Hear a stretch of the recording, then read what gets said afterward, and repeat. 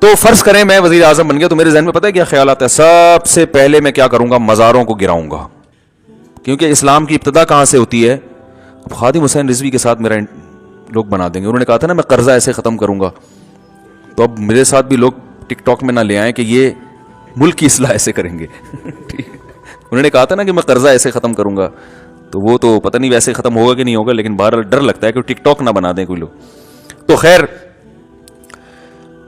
فرض کر لیں بن گئے, یا میں کیوں آپ بن گئے, یہ ان پہ بلی رکھو نا. آپ وزیر اعظم بن گئے, مجھ سے مشورہ لینے کے لیے آئے کہ میں کیا کروں, تو میں آپ سے کہوں گا سب سے پہلے تو یہ مزار گراؤ. نبی صلی اللہ علیہ وسلم نے حکم دیا کوئی قبر ایک بالش سے اونچی ہو تو اسے گرا دو. حضرت علی کو حکم دیا تھا نا. تو سب سے پہلے تو بھائی ایک اللہ پہ تو آ جائیں نا. تو مزاروں سے تو بت پرستی شرک پھیلتا ہے.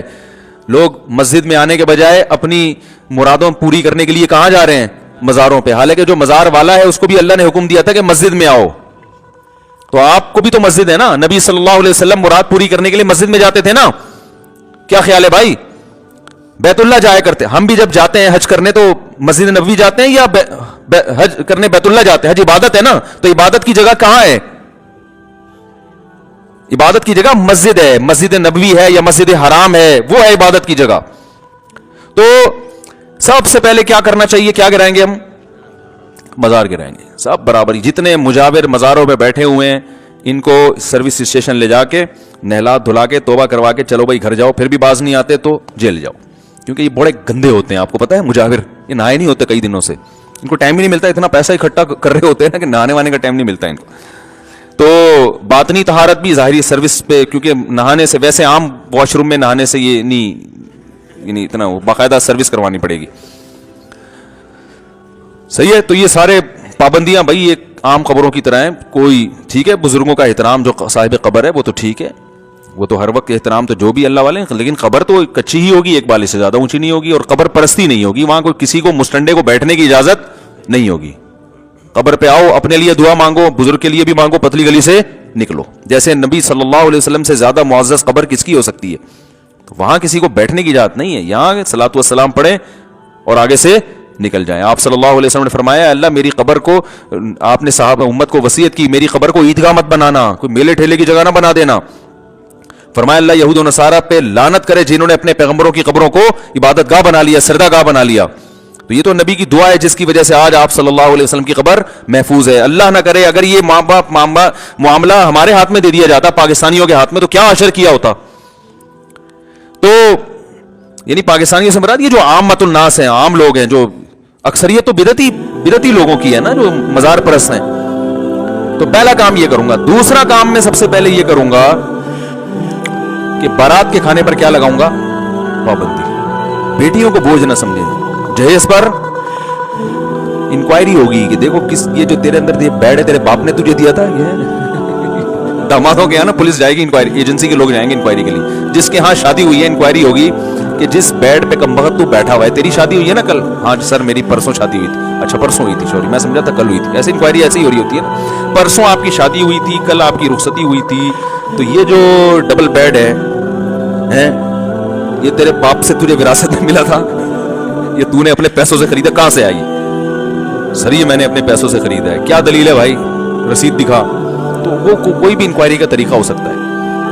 اگر یہ ثابت ہو گیا نا کہ یہ جہیز میں آیا ہے, تو پھر پولیس والوں کو ایک لفظ یعنی وہ میں ورڈنگ خود بتاؤں گا کہ اس کو بولنا تجھے شرم نہیں آتی کمبخت, پہلی رات کو بھی بیوی کو اپنے بستر پہ نہیں سلا سکا, وہ بستر بھی وہاں سے آ رہا ہے سسر کے گھر سے, شرم نہیں آتی؟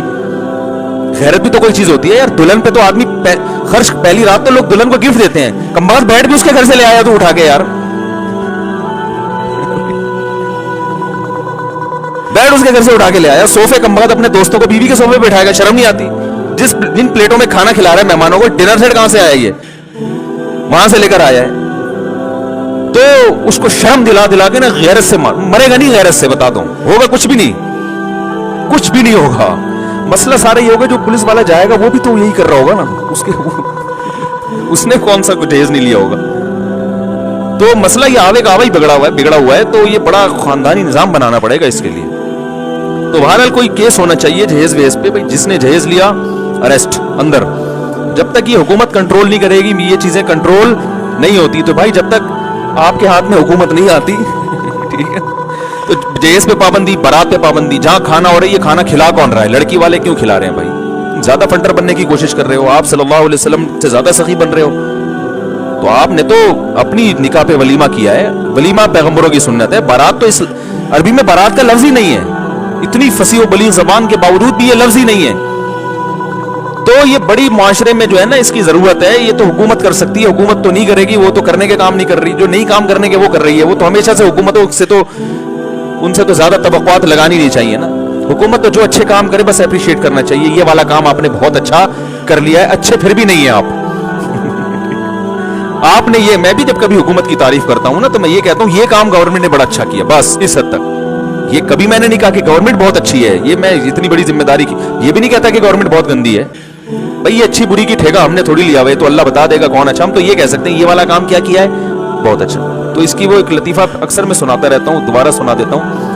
تو جب میں تعریف کیا کروں نا فلاں وزیر اعظم نے یہ تقریر بہت اچھی کی ہے, یہ فلاں کام بہت اچھا کیا, تو مطلب ہوتا ہے یہ کام بہت اچھا ہے. باقی خود کون بہت اچھا ہے نہیں ہے یہ تو اللہ آخرت میں فیصلہ کرے گا. ہمیں کیوں فتویٰ کسی پہ لگائیں کون اچھا کون برا.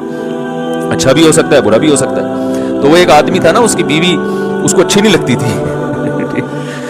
تو ایک دن بیوی بڑی سج دھج کے آئی کہ آج تو میں اپنے میاں کو اچھی لگوں گی. بڑا زیور پہنا اور اس نے بڑے شاندار خوبصورت کپڑے پہنے, دوپٹہ بھی بڑا اچھا. تو بیگم سے کہہ رہی, شوہر سے کہہ رہی ہے بیگم کہ یہ میرا دوپٹہ کیسا؟ کہہ رہے بہت اچھا بھائی, ویل ڈن, بڑا زبردست. اور بیگم یہ چوڑیاں یہ بھی تمہاری بڑی اچھی ہیں, ساڑی بھی بڑی اچھی پہنی ہوئی ہے, ایک ایک چیز کی تعریف کر رہا, میک اپ بھی بڑا اچھا. کہتا ہے پھر اچھی پھر بھی نہیں لگ رہی, ساری چیزیں اچھی ہیں مگر تو اچھی پھر بھی نہیں لگ رہی. تو گورنمنٹ تو اکثر اچھی کہاں ہوتی ہیں, کام کچھ اچھے کر لیتی ہیں تو اس میں کہہ دینا چاہیے. تو اللہ کرے کچھ اچھا کام گورنمنٹ یہ کر لے, جہیز پہ